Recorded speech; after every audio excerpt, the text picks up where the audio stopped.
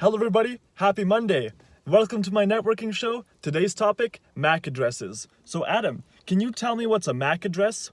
Well, every device has one. It's a physical address that's burned into the network interface card of your device. It's 48 bits. The first portion is assigned by the vendor. The other portion assigned uniquely to any device. So every device has one, your desktop, your laptop, printer, your IP phone. If you're watching me in a smartphone right now, that has a MAC address too, and it's connected to a wireless access point. And all of these devices are connected to what's called a switch.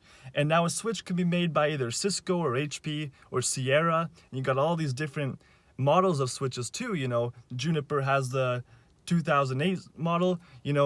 Cisco has the 2960 for layer 2 switching. It's got 3750 for layer 3 switching. It's got the stacking. And switches have a lot of ports. So there's a lot of different devices that can be connected to the switch. And those ports are the RJ45. That's the Ethernet connector you could find in the back of your computer right now.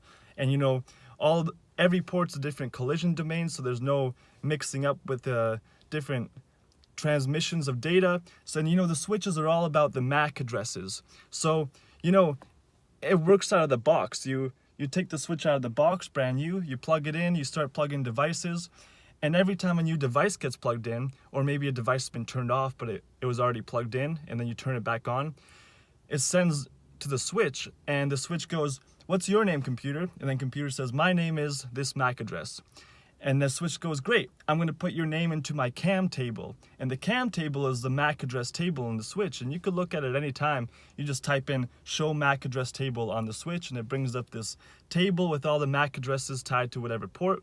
And ARP also maps the MAC addresses to the IP addresses too. Switches don't read IP addresses, they don't know it. But if a router sends a packet from the external network and it comes into the switch, then the switch looks at the IP address and goes, okay, which MAC address does this belong to? So the switch goes through things like that. And switches can also be configured to be half duplex or full duplex. By default, it's always full duplex, and I'm not sure if I ever even seen a switch configured with half duplex. That's kind of like old things, but you can still do that. And what that means is half duplex is what we're doing right now. So I'm talking to you and you're just listening to me. Full duplex would be a video call and you'd be talking to me the same time I was talking to you, so back and forth. So, with the computers, half duplex would mean only one computer gets to talk at a time and the other ones have to listen. Whereas full duplex, they all get to talk at the same time. So, that's pretty standard for switches nowadays. And, switches can also be configured with something called VTP, which is virtual trunking protocol. And, when it's connected to other switches, it's called a trunk port. Whereas when it's connected to a device, it's called an access port. But, when it's connected to a trunk port, you have different types of switches that form this big hierarchy with, it's called spanning tree protocol, where, they elect different bridges based on their bridge ID.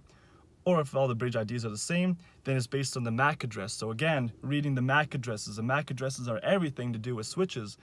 And, the switches forward each other information based on their CAM tables as well, depending on what the VTP configurations are. There's three main ones. The first one is a server VTP. So that one is the switch sends the MAC address information to other switches, and the VLAN information, that's the most important one. So it sends all the VLAN information. And then the other one's the client one. It just receives all the VLAN information but can't really create new VLANs or assign them to anything. And then the other one's transparent mode. So transparent mode is where it gets all the information and it says okay, but it doesn't assign itself to anything. So yeah, and that's all I got for MAC addresses today. And I'm gonna start doing videos where I have a whiteboard or something, or a lab, so I can explain these things better, so that you can follow. Because I feel like right now I'm just kind of talking off the top of my head, and sometimes it's hard to imagine what I'm saying, or technical stuff is always kind of hard to just imagine when you're talking face to face with someone else. So in future videos, I'm going to do my best to bring up pictures and diagrams, and so I can point to different things so you can get a better visualization in your head. So I'm going to be doing that in the future. I'm still working on it, still working on my presentation skills, but if you like it and you could give me some feedback on how I'm doing, how I can word things differently, that would be awesome. So See you guys on the next video.